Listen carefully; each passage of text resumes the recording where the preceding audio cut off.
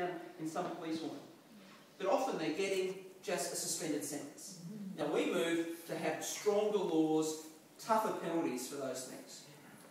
We put that in Parliament. The Labor Party voted against that. That's just an example of just one policy. We talked about having a freeze on rego increases at the moment. Now, in Queensland under Labor, we have the most expensive place in Australia to drive a motor car. We talked about issues like that. On schools, and here's another problem we face with Labor.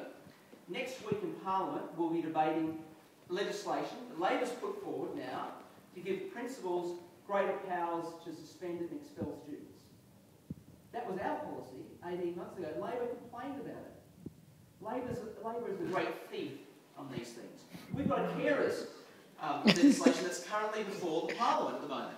Labor's put its own carers policy in at the same time. We're actually debating this both legislation and piece of legislation at the same time. But they've just stolen our bill. So we have got policies out there in terms of some of those things we talked about. Tougher penalties in terms of those with a graffiti. A whole series of issues. But as we approach the election, we'll have more policies coming out. One of the problems about getting policy out too early is Labor steals it, and we're not going to fall into that trap. But that's going to be their policy in the next election. Any other questions? Yes. They should have lied and won the election then. What are you going to do about the poker machines and gambling in the state? Look, can I say personally in terms of poker machines, I get quite depressed by the amount of money that goes into poker machines. Not by the fact that I'm anti-gambling as such. I think in a society we are adults and people should have the right to do those things.